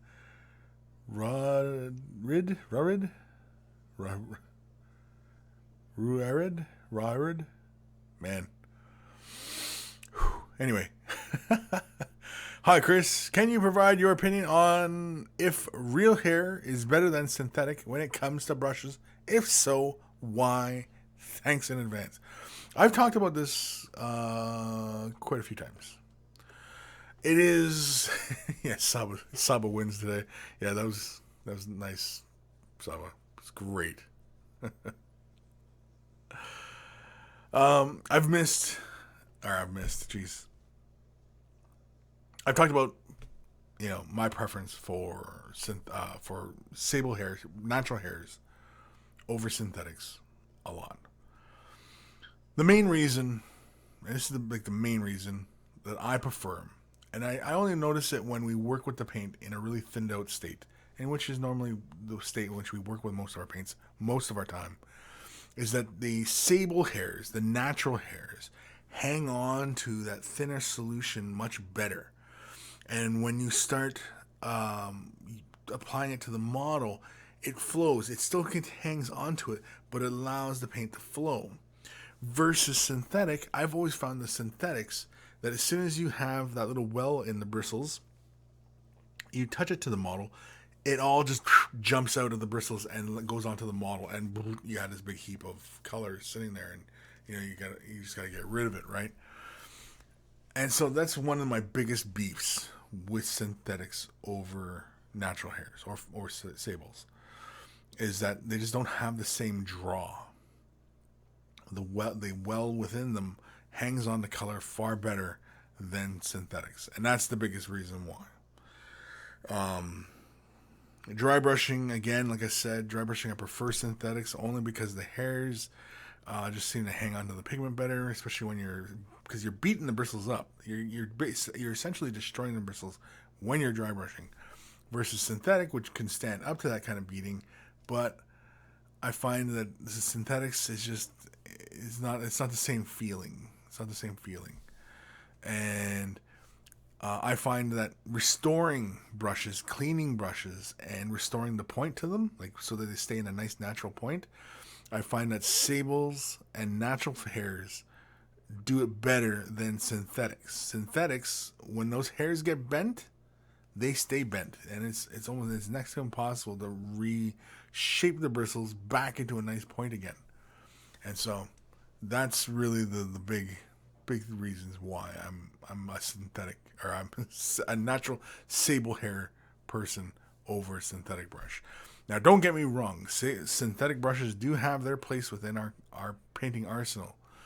For example, I use a lot of synthetic brushes when dealing with solvent-based paints like Tamiya, where you got to cut it with alcohol and apply it to the model.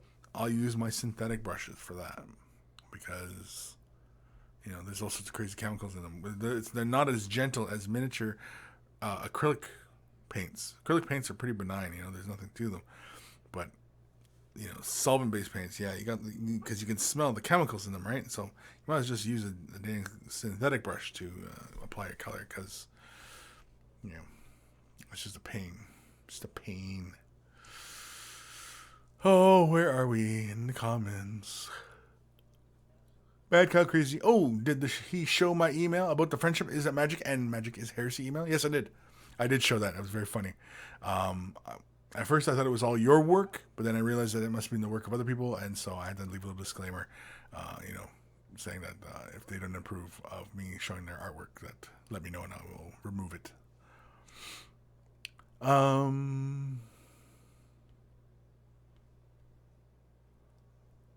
Despite you, are you Omegon? Omegon?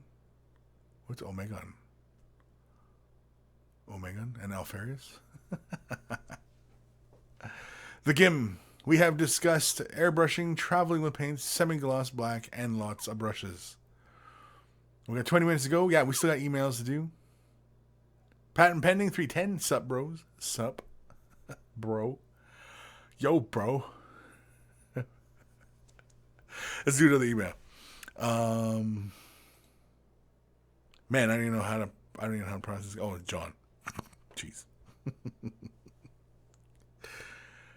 Because it was in like Japanese writing, and the title head was in Japanese. I was like, what the? I can't read that. I don't read Japanese. But anyway, here we go. This is from John. Hi, Kris. I was late on catching the show today. I had to catch up from sleep in a busy work week. I saw the part about the Gundam markers for lining and wanted to offer up an alternative. Copic multi-liner markers with a .003mm point nib. I use them for getting into the panel lines and simply wipe off anything that spills over with a cotton swab or my finger. An example is this SD High New kit that I did. I don't like clicking on the damn links, but I'll click on the link. Hold on here. Just in case. Yeah, okay. And so he was using it for the panel lines, right? And so that's why he's using that .003 nib to do panel lines. Wait. Very interesting. Very cool. It's almost like chibi style Gundam. Anyway.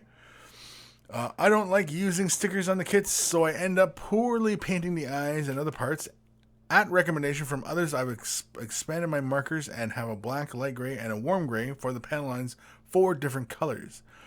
The point of this is that I've seen a couple of videos on drawing the squiggly lines used for text on parchment on a couple of Commander Black Templars with the Copic fine point markers. These markers are a lot more accessible as you can pick them up in the Office Depot versus having to locate a hobby shop that carries the Gundam markers. None of these in my area that I can find, so I end up ordering the Gundam markers from Amazon. The really, really fine Sakura Pigma Micron markers are also good for panel lining. Sakura also produces a black brush tipped marker for calligraphy that coincidentally has a fine tip point that we want for the tiny squigglies as well. John, P.S. Crappers. P.S. The moon runes are pronounced bigs. Moon runes. Oh, the moon runes. Bigs. So, there we go. So that's a few options there. You can go with the Copic multi-liner markers. They come in varying sizes. And I've seen those ones. Haven't gotten around to picking them up yet. Or you can go with Sakura Pigma Micron markers. So that's a few options out there for anybody who wants to use markers. And of course, we got on that marker subject because we were talking about panel lines and stuff like that. And I wanted to, I was thinking of doing a quick tip and showing people, that there's many ways, because some people, they have a hard time maintaining a sharp point on their brushes to do, fine lines and, just fine lines and stuff like that. Like it's easier to do with these little markers and stuff like that. So, yeah.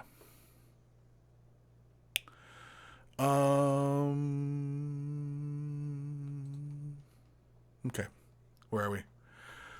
141. And what are we talking about here? Blake D at Kris. SD is super deformed Gundam. They're like $12 a kit. Oh, okay. SD is super deformed. Super deformed. Super deformed. Slurp. Yeah. Time for coffee. Slurp. Sorry, I'm running really low here. I'm just I'm hanging on. I'm hanging on. Hanging on.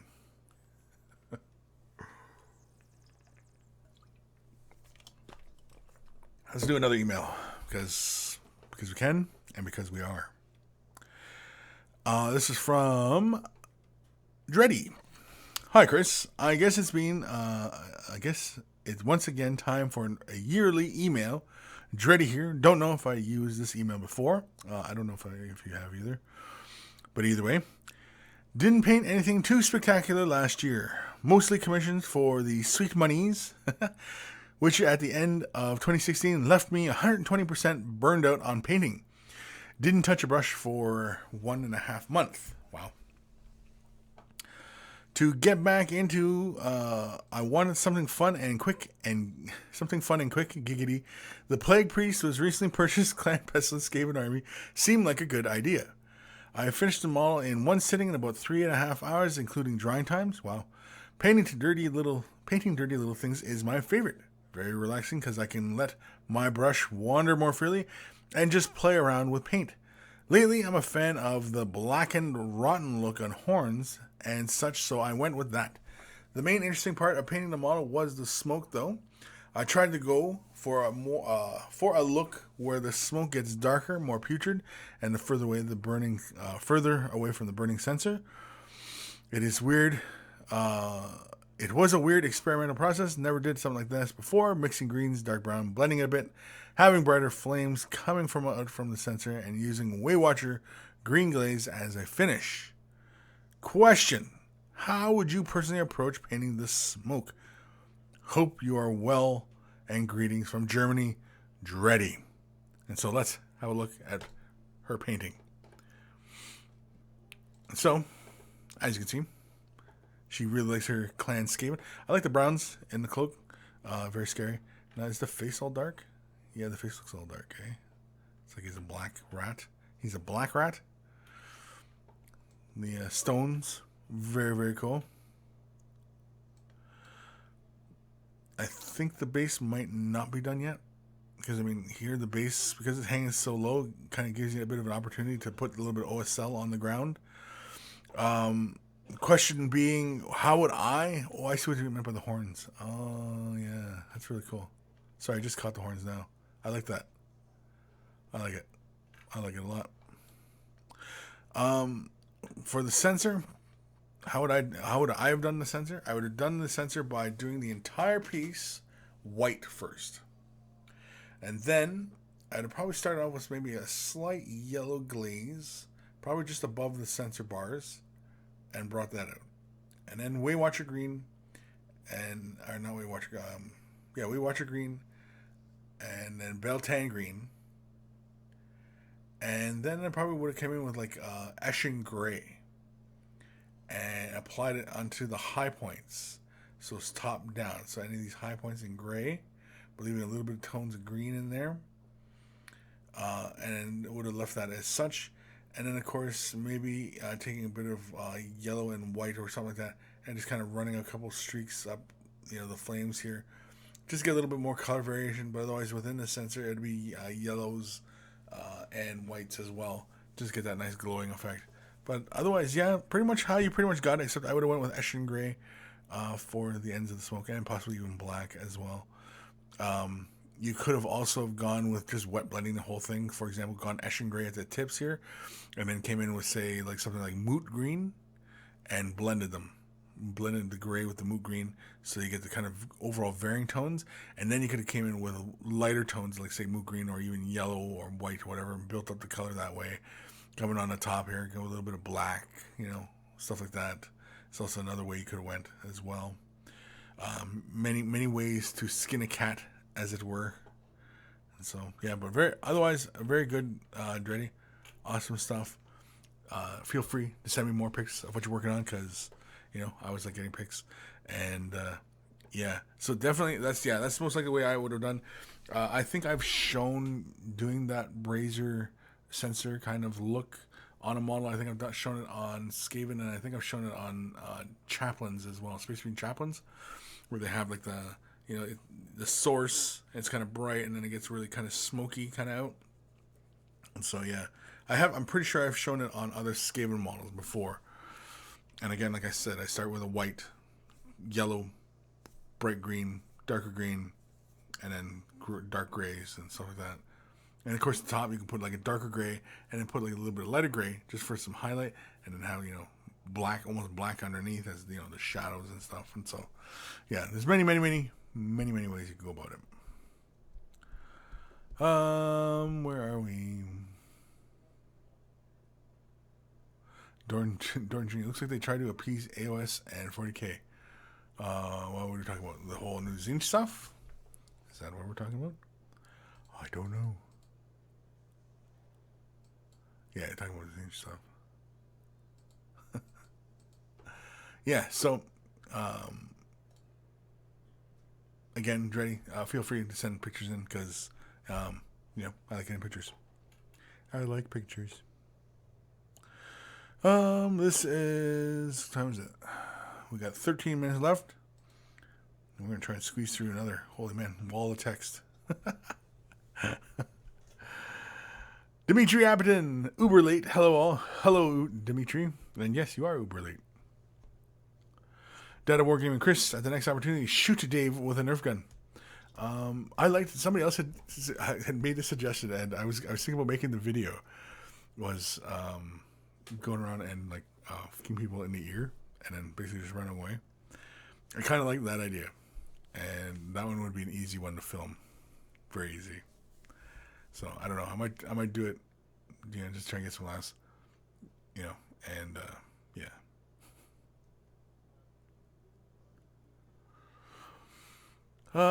Jim, anyone else notice Chris's mustache isn't quite as refined as it used to be? Is he giving up on his addiction to lead to? I don't know. I don't think that's it. It's just, it goes through varying levels of thickness. Sometimes it gets really thick, and then sometimes it thins out. Because sometimes the hairs, like when I'm washing my face or whatever, I'll just see these hairs just kind of just drop. And these hairs are thick and coarse.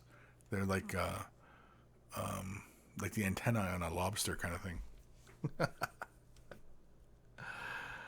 Dimitri Aberdeen, how are you, Kris? Found anything particularly inspiring lately? Particularly inspiring? Gosh, no. I mean, I've actually, this little girl, got me out of bed all week to paint and stuff. I actually had a lot of fun doing this model. This is the new Celestine. Saint Celestine, or whatever. Anyway, thoroughly enjoyed painting that model. Dad working flick all their ears, yeah. But yeah, so as far as anything else, no, not really. Just trying to keep things going. Just trying to stay motivated. Because I know it sounds really boring, but that's me.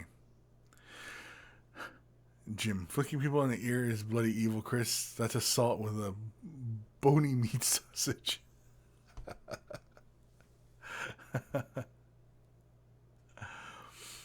Joker, love those wings. Kevin, Bloodbeater, love the wings. Can't wait for the quick tip. Yeah, the quick tip will be out. When will the quick tip be out? Thursday? That'll be out Thursday. Yeah. For the wings, that'll be out Thursday. So, look forward to that.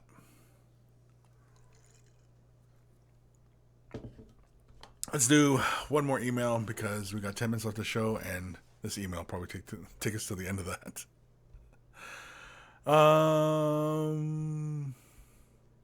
This is from Lee Hill. Hey, Kris, I've been watching your show for a long while, but this is the first time I'm sending anything in. First off, I have a couple questions about my dwarf organ gun. It came out a bit shinier than what I wanted, and I was wondering how I could take some of that down a bit. Looking at how I think it would have liked a non-metallic metal look better, especially on the barrels, but have not done that before. Not sure if that would look any better. I really wanted to have a darker metal look. Secondly, I was thinking about putting some soot and powder burns on the ends of the barrels. Would some light dry brushing work, or is there a better way? Lastly, I want to say thanks for sharing your wealth of painting knowledge and wisdom through your quick tips and this show. When I started with the Warhammer, I wanted to learn how to paint a bit so I could play the game. Now I try to find time to play the game to justify buying more models to paint. I attached some more pics where I first started painting the Eldar ones, which I promised myself I would one day redo, and the orcs from about 4 or 5 years ago, and then some more recent stuff such as the Giant and the Space Wolf I did last year. I don't know where his backpack is. Was a model a friend gave me. And lastly, my Dwarf Ranger from the current D&D game I've been working on since the end of last year. Any comments and advice, and the monkeys would comments and advice from you and the monkeys would be appreciated. Thanks, Leo Miember. Okay, so he's not happy with his organ guns. He wants them darker, or else he wants to know about soot. Really quickly here, taking the shine down, you could hit it with a matte varnish, a matte varnish, and now it takes some of the shine out of the metal and even the gold areas and stuff like that. If you wanted a darker metal, you could have added black to the metal. Like, say for example, you were using like a lead belcher, you could have added black to that and got yourself a really dark metal look. As for the soot, yes, you can dry brush that. The brush strokes should be like a semicircular or kind of back and forth. And you kind of just go 1, 2, 1, 2, 1, 2, and kind of come like left and right, up and down, and then diagonals as well. Keep your hand very light. Don't worry if the metal in the corner shows through, as that would be fairly natural, right? Because as this lip protrudes out further, the explosion blasts outwards and kind of comes back, and it really wouldn't build up too heavily in the recess. It would build up along that lip and just a little bit on the outside of the lip, and also on the outside of the ring here, of the barrel as well. Typically, as you usually see it anyway. Let's go. Yeah, I think a varnish though, matte varnish would just knock the shine out. But if you want to go darker metal, then you probably want to go with something like lead belcher mixed with Abaddon black kind of thing. Guardians, pretty heavy on the paint, but said his earlier attempts. Hopefully your painting has grown quite a bit from here, mainly because you don't want to be laying in heavy paint. Because why? Because it obscures details, and you don't want that. You do not want your details obscured. Here's a ranger with a big crazy discombobulator gun. Very cool. Big discombobulator. Orky squeeze. Right. Oh, that's a big blue giant. Very cool.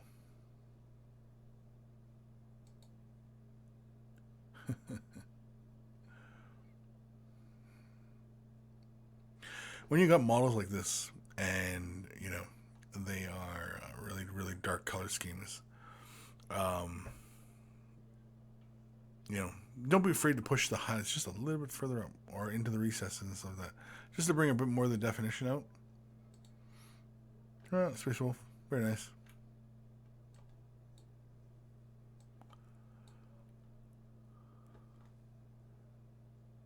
Very, very cool.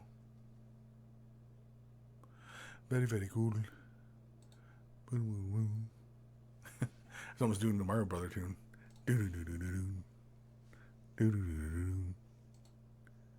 Oh, look at this dwarf. That looks really good. Nice detail on the dwarf. Yeah, it's very nice. Nice and clean separation colors. It's a little bit mucky on the bottom, but I think that's the point. Good stuff. Stuff being good. Good. All right, what time we at? 4 minutes to... what do we got in the comments here?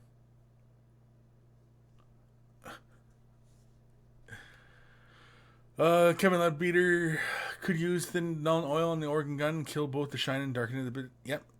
Thinned out Nuln oil would do the trick. G squared. That should be the title for your future. You don't want your details obscured. No, you don't want your details obscured. Sabaterez, Disco, what now? Those effing cheesy Elder grumble. The Gim, I only like the Elder that looked dead. You're just never gonna let it. You're just never gonna let it go, right? Just never. Just full hatred for Eldar all day long. You're gonna give yourself tumors, you know that.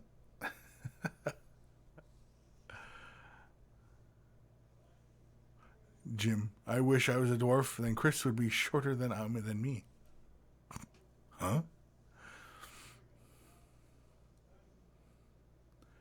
Dead of Wargaming at Kris. If you shoot and flick them, do it live. Do it live? I don't know if we could do it live. Yeah, I probably could do it live, like through Facebook or something, I guess. I could probably just do it live. Just do live flicking. Jim, what's your favorite paint name? The paint name? Like the name of a paint? I don't know. I like Mephiston Red. That's my favorite color. It's Mephiston Red. And Mephiston Red sounds kind of... That actually doesn't sound very good because it sounds like my fistin' red, right? Like my fist in red. That's what it sounds like.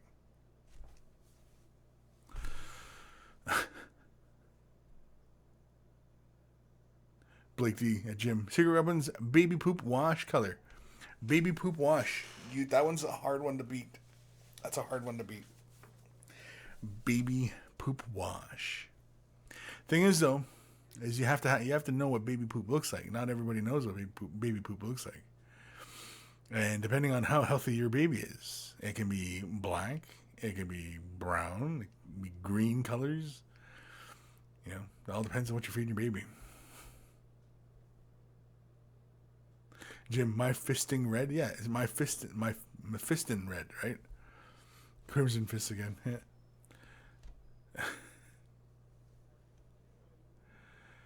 Hellday Kris, I thought it was Wild Rider Red as far as the names go. Yeah, I like Wild Rider Red too. Wild Rider Red. That's fun to say too. Wild Rider Red. Wild Rider Red. Let Kevin be here. Wazdaka Red is fun to say. Yeah, Wazdaka. I don't know. There's lots, man. It's kind of hard, right? I just wish the Games Workshop would give the names of the color, you know, more accurately, right? Like Warpstone Glow. What color is Warpstone Glow? If you're not familiar with this universe and you need to paint something that color, you don't know what it is. Warpstone Glow. Well, what color is that? It's the color of Warpstone. Okay, what color is Warpstone? Right? And I'm saying it's almost like an inside joke kind of thing. It's not funny unless you're part of the circle. You don't know what the hell you're talking about, right? So, yeah. Dimitri Appetin. I guess my joke was too dumb because there is green giant sweet corn and the giant is blue and the eggplants are kind of blue. Weeps. Yeah, I guess so. Blake D. Kris, I use baby poop wash on raw flesh for my orcs. And what color is baby poop? What color is baby poop? Because like I said, baby poop comes in varying colors. It all depends on what you're feeding your baby. You know, if you're feeding your baby lots of calcium, I think the poop is pretty much black or something like that. I can't remember. It's been a while since I had babies.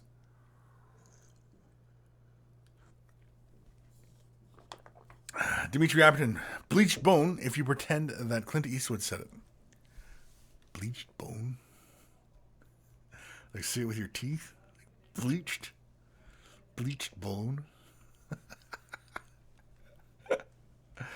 Yeah. The Gim. There used to be one called Titillating Pink. I've always liked to sing that one. Titillating. Ooh, titillating. Ooh, it's titillating. Tintillating? Ha ha ha. That'd be a pun if that were the case. Tintillating. It's tintillating? No, it's titillating. Oh, I don't know. where I'm going with any of this. Time we at? Holy crap! It's already 1 minute after. I think we might have learned something today, right? Might have. I don't know. Hopefully we had a few laughs. Hopefully we might have learned something. But at any rate, we come out of this just a little bit wiser, a little bit happier. Maybe our day is just a little bit brighter. Either way, my job here is done.